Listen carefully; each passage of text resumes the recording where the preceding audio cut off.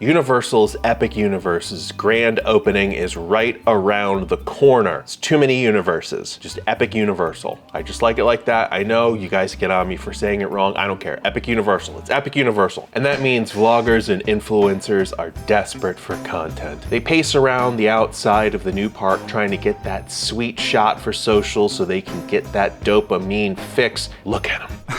Just so close. They are riding the buses, walking around the sidewalks to gawk at the construction, sneaking up to the top levels of Stella Nova, anything to get that sweet, sweet fix. They're like fiends. We can see the Chronos right here. Wow. Also, don't forget those merch shots.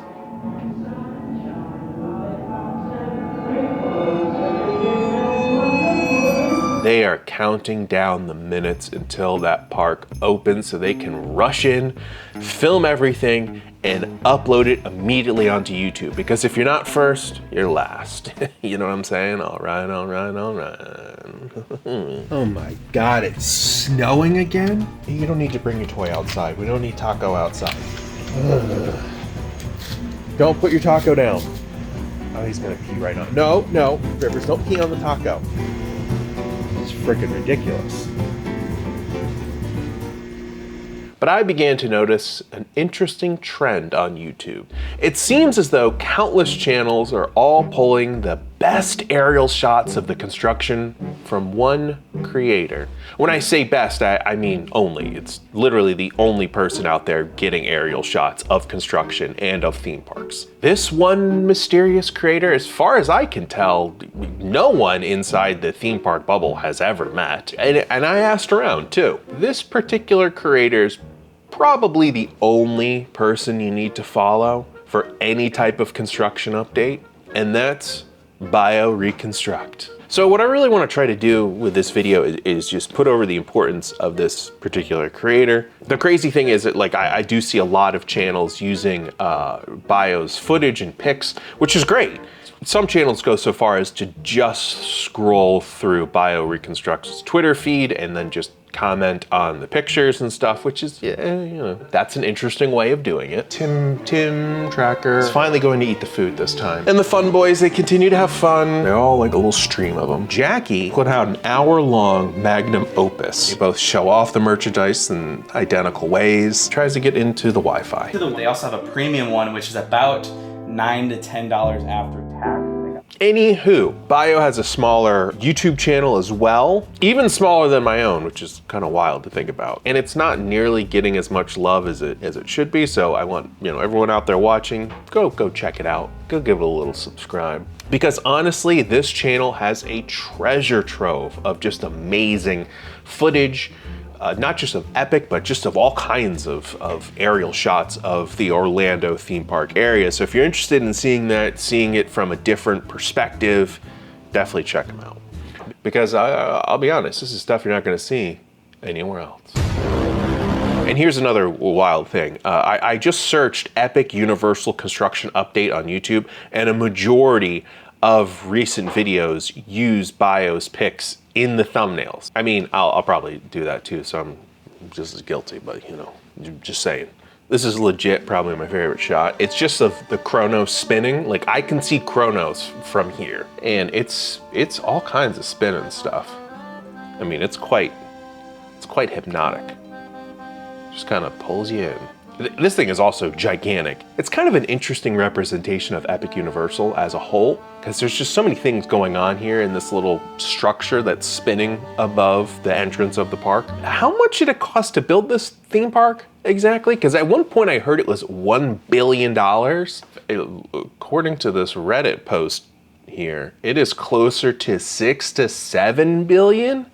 My God. I can never really get a good grasp of how big this theme park is. Just from looking at the aerial shots, it's kind of hard to tell because you're looking down at it and things just tend to look smaller. It feels like I'm looking at that model, that gigantic model that I saw at the Epic Universal gift shop in downtown Universal. What's that thing called? City Walk.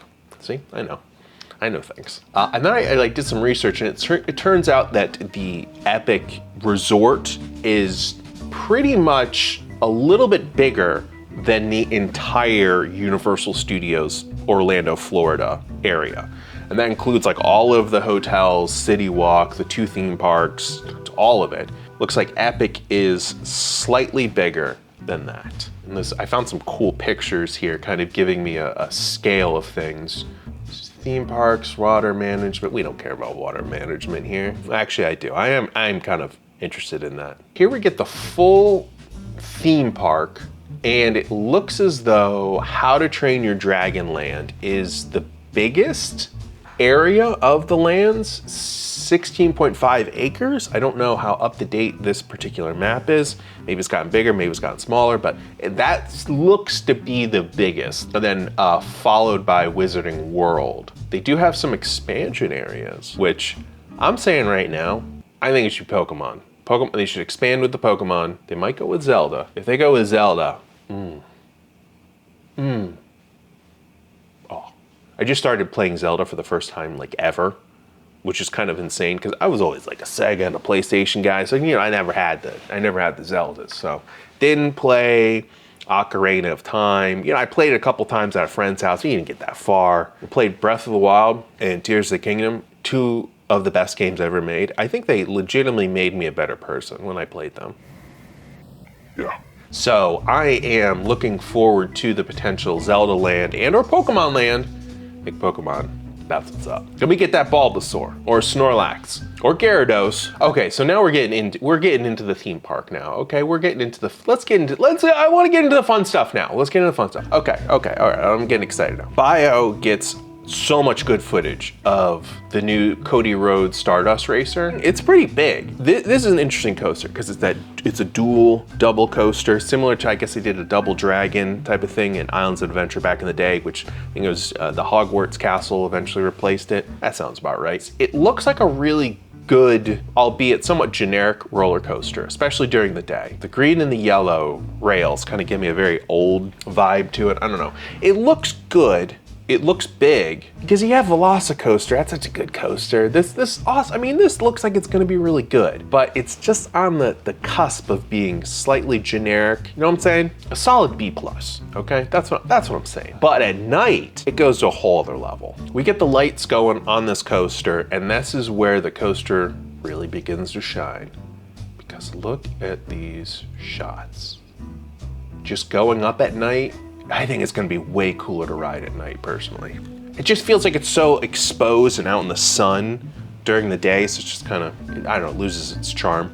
But Bio gets this amazing slow shutter shot here, where the coaster goes at night with the lights, and it creates this streak of light throughout the whole track here. It's such a sick shot. This is like crazy stuff that you just don't see. You don't see anywhere else. Okay? Except for when I do it. Sick. So sick. Look at that. Look at that. All right, next up, How to Train Your Dragon World. Now, this is the land that I don't know much about. I've only seen the first How to Train Your Dragons. I don't know much about the lore of the dragon world, the training of your dragon. Don't know much about it. I know there's that cool video that just went around that surfaced online with the dragon giant animatronic that's kind of like moving around. It's like, hey, I'm a dragon, I'm moving. Hey, cool, I love it. I will say that this area is very wide and spacious, especially for the strollers. So the sidewalk areas, they're big, the walkway paths. It looks like there's a lot of cool color to it. And with wood and texture and, you know, these stone, all kinds of cool kind of things like that. It is out in the sun, like very wide open. Doesn't look like initially there's a lot of shade. There's kind of like some shade with some structure, but through the walking paths, it looks like you're gonna get some sunburn. I don't know why these theme parks like to put the kid areas just out in the sun, similar to the Toy Story land. That you get roasted in that area, okay? There's not a lot going on as far as things to cover the old nose from getting burned, other than sunscreen and my cool green hat. But man, these theme parks, they love to give those kids the old sunburn. This ride looks pretty cool though. This like spinny ride when you're on these things, you know? Have you seen that video? I want to do that on this little kiddie ride. I just love the textures and the colors on the buildings and the huts with all the little dragons. Lots of little Easter eggs in there. Easter eggs I don't know anything about, but they're there. So, you know, dragon Easter eggs, dragon eggs, nailed it. Took me a second, but I nailed it. Here we go. This is the thing I'm most excited about, and it's just a windmill that is on fire. The burning, flaming windmill. So freaking metal right now. Look at this thing. Bioreconstructs, he's holding the helicopter in place. He's like, I gotta get the shot. We're zoomed in, and this thing is cooking. It is roasting. Look at that. Look at that. This is fire technology you're not gonna see anywhere else but at Epic Universal. Okay, but I'll be honest. I don't really wanna walk into this area of the Universal Tom Cruise Monster Universe area, cinematic universe, until night. Bit ironic because there's a lot of trees and shade here for the daytime, but I just don't think you're gonna fully appreciate this thing until night. And this Monsters Unchained ride, I'm really excited about, but I'm also very scared about. Because I think it's similar to that Hogwarts ride, where you're sitting in the chair and it's like whipping you around and stuff, and the robot ghouls are jumping all over you. The Hogwarts ride made me very nauseous. I did not like it. I was fine looking at the robots, but at the screens, my brain freaked out, and I was like, I can't do this. I got really nauseous. I started like sweating when I was sitting in that seat. I was like, I gotta get out of here. Yeah, it looks like it's the same type of technology, so a bit scared. I'm a bit scared, but I just wanna see the robo-ghouls so bad. I mean, look at them. You got Frankenstein, you got the creature from the Black Lagoon, you got, of course, Dracula. I mean, these are ghouls that I wanna be friends with, and I'm only gonna be able to see them if I'm in that ride. So, hear me out. We wait until nighttime. We go into this part of the park where it's gonna be so freaking cool. It's gonna be so epically cool. We're gonna have people walking around with violins, there's gonna be fog and lights, and it's gonna be great. Okay, I go back there. At the end of the day, I take a little Dramamine, get ready, and I do this ride. So if I do get sick, it's okay, it's the end of the day. I get to go home, get to go back to my hotel, my bed, sleep, I'm good. Because I just gotta ride this ride. I gotta see Dracula, gotta see Frankenstein. Look at these lights. Look at the lights on this thing. Drawn into this giant castle thing. I feel like Epic in general, the whole park is just gonna completely change at night, and it's just gonna become a whole new thing. And of course, we got Super Nintendo Mario Land. I think this area is gonna be the most bang for your buck. We got great theming throughout, a nice collection of rides. There's just layers of detail and Easter eggs. Again, Mario eggs, Yoshi eggs. There we go, got it. Took me a second, but I got it. This area is also gonna be like super busy. Like it's very small, and it's gonna be crowded. We're gonna be elbow to elbow walking through, looking at the castle, looking at the mushrooms and the little toad guys bouncing around. We're gonna have our little wrist things. We're gonna be touching the things, and they're gonna be interactive. And yes, of course, this land already exists in other parks around the world. I haven't been there. I haven't really looked at any videos of those parks. I want to go into this thing completely blind. The only information I have of this park is from the aerial footage of Bioreconstruct right here. Look at that. It's just the colors. And of course, Donkey Kong Land. This is gonna be rope drop ride for me. I'm gonna go there first. It's not too intense. It's good for all ages. It's got a cool kind of gimmick to it. I think it's gonna be short, but I think it's gonna be cool. You jump over the little hoop thing. You know, they got a little arm track for you on the side. It jumps you over the track. I love it. I'm here for it. Start me off simple. Let me appreciate it, okay? Let me get in there. Let me ride the ride. Let me hang out with DK. Plus, Nintendo World just looks good at day and night. You appreciate it during the day. You can see the details. You come back at night. I think Donkey Kong area is going to be cooler at night. There's a lot of lights everywhere, and they're just shining on the robots and the toads and things, you know.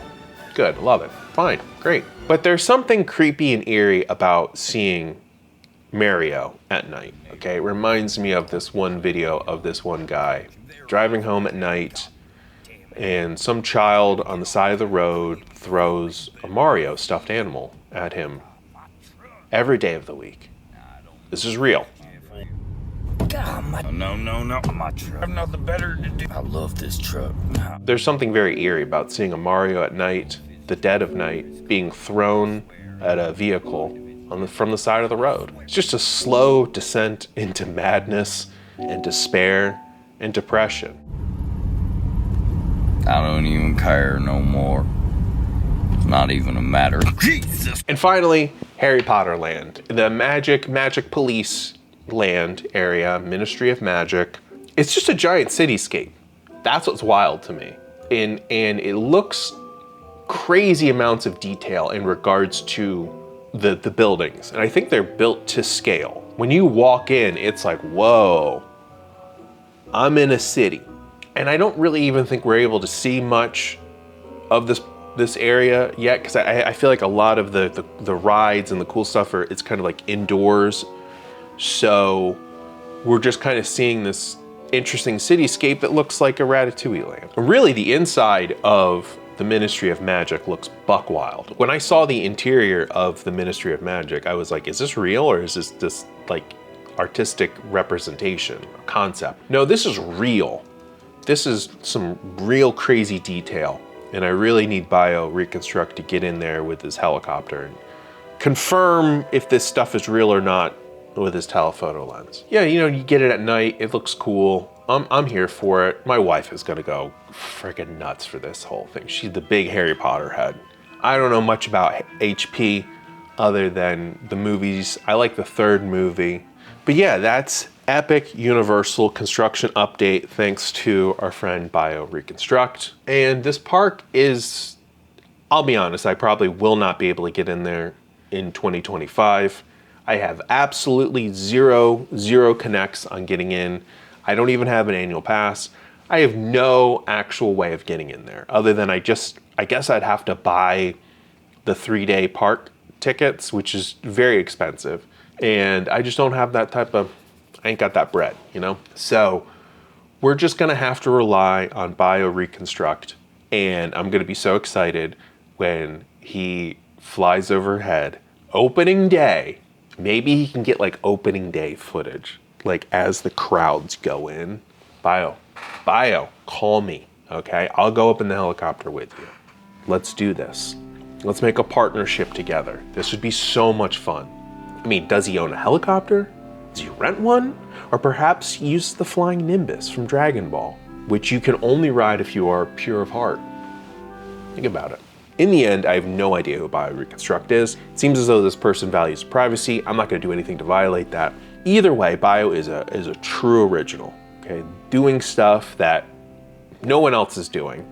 Getting images that no one else is getting, so much so that everybody's just recycling and reusing Bio's footage. I mean, sure, Bio gets amazing shots of construction and theme parks in general, but also birds and stuff like this, which I am all about. I'm not even joking, this isn't a bit. Like, I legit think this is pure and great, and this is the stuff that I love on YouTube. So I'm fairly certain that Bioreconstruct just does this all for the love of the game. Simple as that. They're just documenting things for us to enjoy. So everyone should follow them on Twitter or subscribe to their YouTube channel. I'll leave links below. You know, if you do subscribe, maybe drop a little comment in one of Bio's videos and be like, hey, Kenny from Please Stop Vlogging sent me over here and you guys should hang out and go film some stuff with your flying Nimbus or helicopter, whatever it is. I don't know if I could get on the flying Nimbus. I don't know if I am truly pure of heart. Only one way to find out. Also, did everyone see Defucntland's new podcast where he talks about the Chipotle commercials that are shot by famed director Errol Morris? One of my favorite directors of all time. Is that Andy Warhol? Is that some old journalist? I mean, do they have the Chipotle documentarian guy? Is he? Oh my gosh. Is it Errol Morris? No, I'm learning this in real time. This is Errol Morris, a famous documentarian. So these ads are worse now. I found out while recording this that these ads are far worse. This is Errol Morris, famous documentarian. Good God, how does this video already have over 100,000 views? This is just so depressing. I must be doing everything wrong in life. I mean, I got some stories about this goober. Not Errol Morris. Errol Morris, he's cool. Defunctland, he's a top shelf goober. And not the cool kind of goober like me. I'm sorry, I shouldn't say anything mean, even if it's just in jest. You know, I'm just kidding here. But honestly, Defunctland's just a silly goober who's just like learning about life for the first time. He's like, ooh, ah. Look at this. Oh my God, it's snowing again? Is this for real? Enough with the frickin' snow already. Rivers knows. So frickin' tired of this crap with the snow. Oh my God. Oh God. You don't need to bring your toy outside. We don't need Taco outside.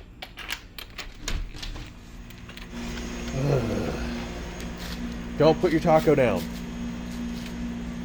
Oh, he's gonna pee right on. No, Rivers, don't pee on the taco. This is freaking ridiculous. Come on.